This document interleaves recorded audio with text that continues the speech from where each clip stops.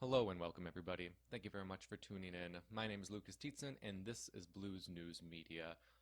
I hope you are not seeking any sort of peace and tranquility in the year of 2020 because it is obvious we will see nothing like that for some time.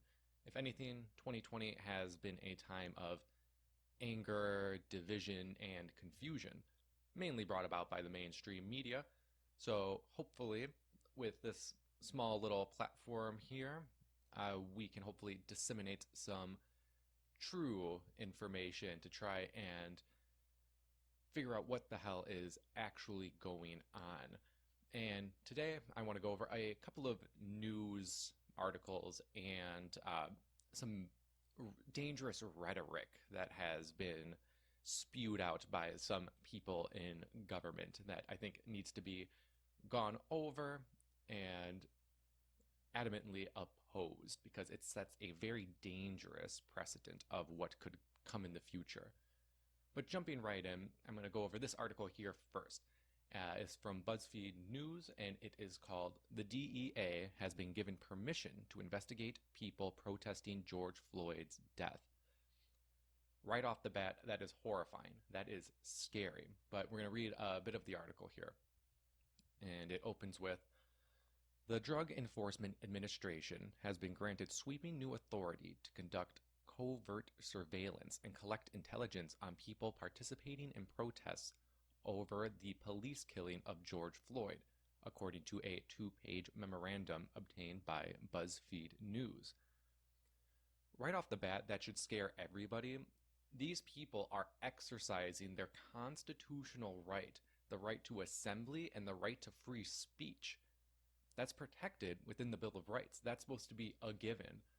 And the DEA was just outwardly saying, we see you, we see what you're doing, you want change, but that threatens the status quo and you need to be surveilled. That's incredibly dangerous. It continues with, "Floyd's death has spawned widespread protests across the nation, which in some instances have included violence and looting," the DEA memo says. "Police agencies in certain areas of the country have struggled to maintain and/or restore order." The memo requests the extraordinary powers on a temporary basis, and on Sunday afternoon, a senior Justice Department official signed off. So they agreed.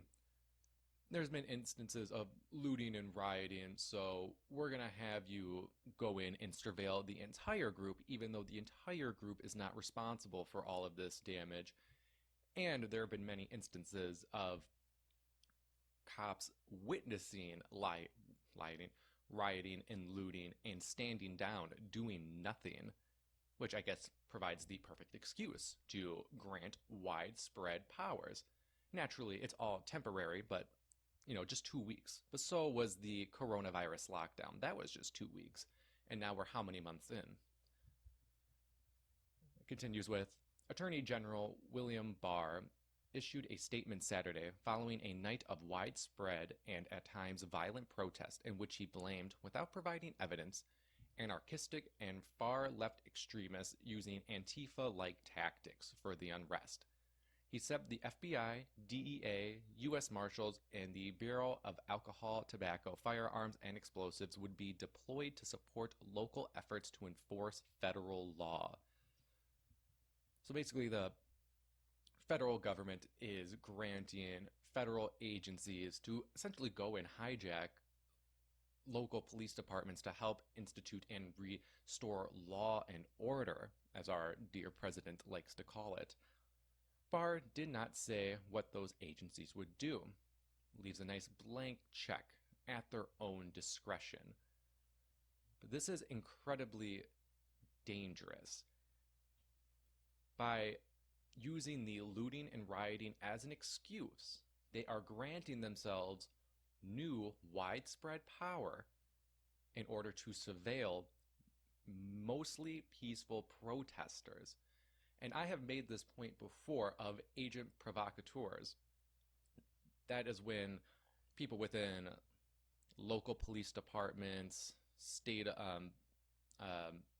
law enforcement, or federal agencies send in agents to sow the seeds of violence and anger and generally cause a ruckus for the explicit purpose of then having the state respond in a violent manner, because that's the only way the state knows how to respond.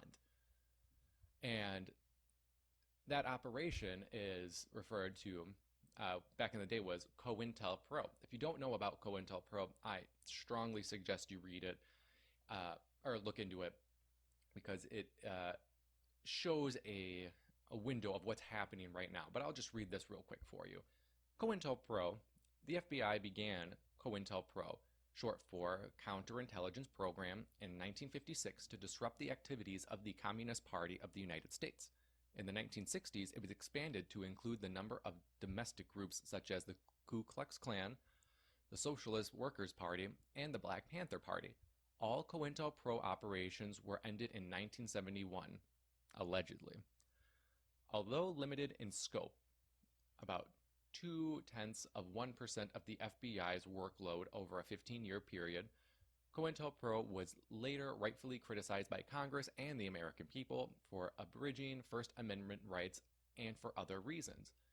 Naturally so, they send in agents to disrupt and discredit natural organic movements so that they had the excuse to go in there and break them up violently.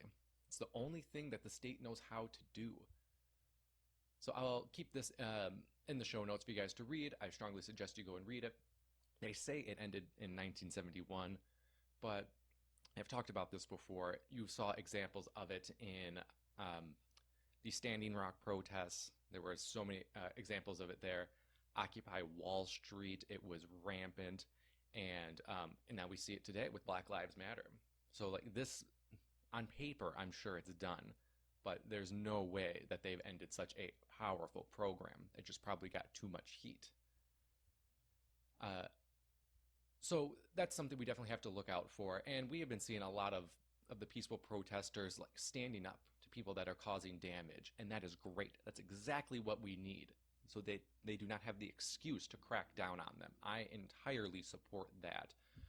But I also want to just mention quick, in times of crisis, they like to pass new powers to the federal government.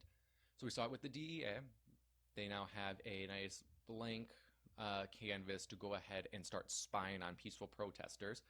And earlier on, when they renewed the Patriot Act, the FBI was able to sneak this in, and was the FBI can now look at your web browsing history without needing a warrant.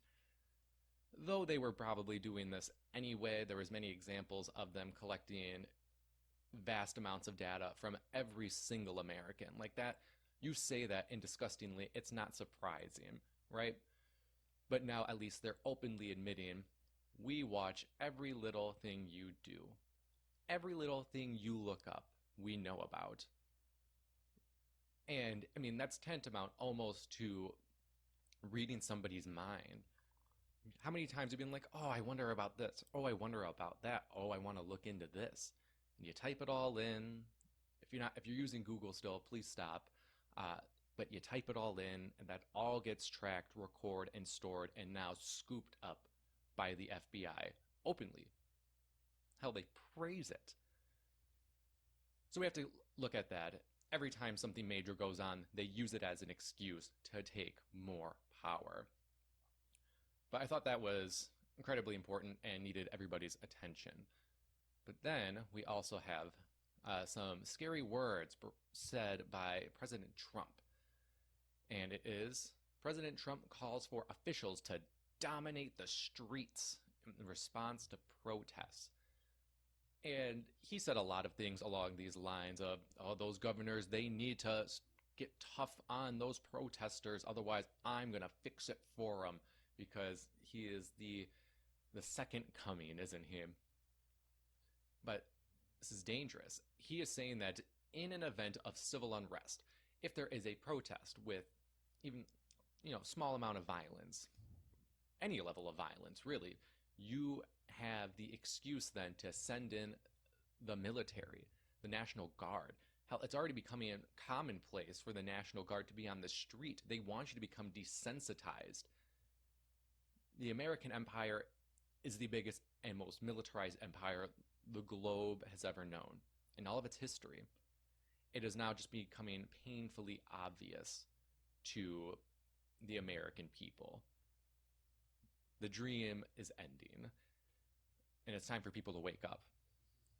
So this was incredibly scary and should be spoken out about. Like, could you imagine, all you right-wingers out there, imagine if Obama said this. What if Obama was like, yeah, I see all these protests going on here, and with the Occupy Wall Street movement, that was in beginning of his time, it's too dangerous. It's a threat to law and order, which is really just saying it's a threat to the state. We're going to bring in the military, and we're going to crack down on them. You know what the right-wingers would have done? They would have been up in arms. They would have been screaming at the top of their lungs. Hypocrites. So just because your guy is in office does not mean you stay silent. You need to speak up against all of this dangerous rhetoric here. Then we also have this. This is Trump lacking clear authority, says U.S. will declare Antifa a terrorist group. Now, this is once again something the right-wingers should really come out and be against. For those of you who don't know, Antifa stands for anti-fascist, right? Now, the thing about Antifa is it's not an actual organization. It's not like a structured group. It is a decentralized peer-to-peer group that mainly form around an ideology. In my opinion, I don't necessarily agree with them. They definitely succumb to the detriments of groupthink. You either are their way or the highway. So they, in my opinion, are misled, unfortunately, in their beliefs. But the point about it is they're not a real group. They're an ideology. So if Trump were to somehow, some way, I don't know, sign an executive order, whatever the hell he wanted to do, if he went ahead and declared Antifa a terrorist group, that opens up a dangerous can of worms, Pandora's box. That means any organization can be declared a terrorist group whenever it becomes necessary. Black Lives Matter could become a terrorist group. They don't, it just won't stop. This sets a dangerous precedent that any group that dares stands up, tries to organize and oppose the state is a threat to them and need to be called terrorists. Because then that opens probably up just a whole bunch of funding and fun little toys for surveillance and killing, and it's scary where it could lead. So this needs to be spoken out about. I don't care if you're on the left or the right or the middle. You can't just go around calling domestic groups terrorists. And then the last thing I wanted to mention here was this wackadoodle, Tom Cotton, U.S. I don't know if he's a U.S. Senator or U.S. Senate candidate. But he said, honestly, one of the most scariest things. He's talking about how we need to rein in this anarchy, looting, blah, blah, blah. And going off of that, he says, and if necessary, the 10th Mountain, the 82nd Airborne, 1st Cavalry, 3rd Infantry, whatever it takes to restore order. No quarter for insurrectionists, anarchists, rioters, and looters. For those of you who may not know, no quarter literally means you do not take in the enemy. You don't set them up anywhere. You kill them. You end them on the battlefield, which apparently the great United States is the battlefield now, isn't it? And then look at the people that he is referencing that need to have no quarter. Insurrectionists. What does that mean? These are very broad terms. Anarchists. Anarchy really just means without a ruler, which is probably the most dangerous ideology that could ever oppose the state. The term anarchy got hijacked and now means chaos and destruction. To which I would respond, look what we have with a ruler. Wars are raging, people are being spied on, there's poison in our food, water, and air. Is it any better with a strong central government? I would disagree. And then rioters. What's a rioter? At what point do you determine a protester turns into a rioter? When a water bottle gets thrown? When a brick? When you hear a pop go off, but you don't know if it's a gun or a firework? At what point do they cross that line? And is the state going to be the one that determines it? No quarter, this man says. No quarter for Americans. It's the most dangerous thing, especially when you have Trump calling for the military to come on the street, wanting to designate American citizens as terrorists. All the while, you have the DEA spying on the American public, exercising their constitutional rights. And maybe you want to look something up, how to organize a movement. Guess what? The FBI is going to know about it. It's incredibly dangerous. And the last thing I want to mention that kind of ties all of this together, and I remember at the time I thought this was incredibly scary. Now it's becoming all the more horrifying. And I am referring to this. This is Operation Jade Helm. For those of you who don't know, I believe it started, in 2015. It was a military exercise that was conducted on U.S. soil, mainly in the southwestern United States. I think they have a map here. Let's see. So you got Texas, Colorado, New Mexico, Utah, Arizona, California, and Nevada. And basically, the exercise is that if there were... It was carried out in the mindset of, well, we need to be ready to fight in urban settings overseas. And they conducted the exercise on American soil. Texas, Utah, and a pocket in California were insurgent. They were hostile to the government. And then they had some, New Mexico was, in Arizona, they were uncertain. They were the ones that had to be swayed. But they conducted military exercises within the United States to operate in urban settings. And at the time, a lot of the wacky conspiracy theorists were saying this is a dangerous precedent. They are being trained to fight not just in urban areas, but American theater. Naturally, we were deemed conspiracy theorists, kooks, whack jobs, weirdos. That would never happen here in the land of the free, home of the brave. Now, seeing everything unfold, ideological groups about to be named terrorists, calling for no quarter for these anarchists, spying on people for exercising their constitutional rights, even when it's obvious those groups are being infiltrated by agent provocateurs, and spying on every little thing that you search on the internet is scary. COINTELPRO is alive and strong. Jade Helm seems like it was just a little training for bringing about martial law to quell these rioters and looters. And all the while, it is packaged, sold, and praised by the mainstream media. For those of you who don't know, the mainstream media is owned mainly by just 5 giant corporations. It was 6 not too long ago. Now it's been 5. And on top of all that, the media long ago was infiltrated by the CIA with Operation Mockingbird, which was originally meant to just control narratives and paint a pretty picture that supports the state, that supports power.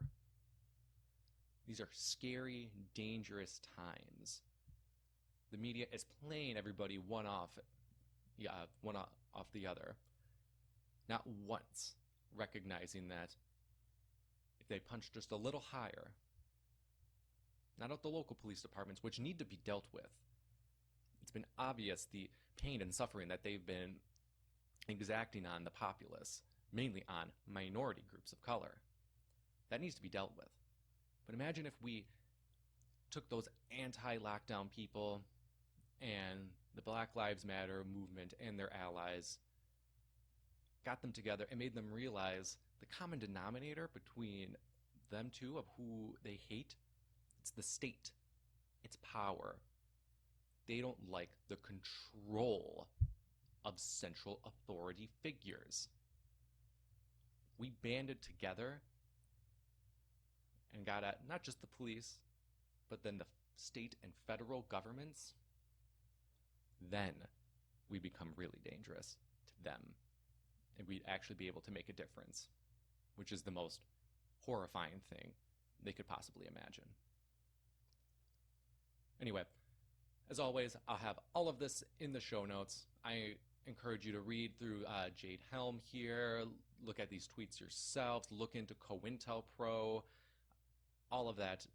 Now more than ever, we need to start learning about the state and all of their wicked deeds and how they divide us. Unity is the only thing that's going to get us through the horrible times to come. But thank you very much for listening. As always, I'm on Facebook, YouTube, Library, BitChute, Minds. I don't know if I said Twitter. I'm on Twitter. Follow us, like us, share us, subscribe. Anything and everything that you can do to support us, we would greatly appreciate it. And once again, thank you very much for listening. I'm Lucas Tietzen of Blues News Media. And if you take one thing away from all of this, hopefully it'll be this: ignorance isn't bliss.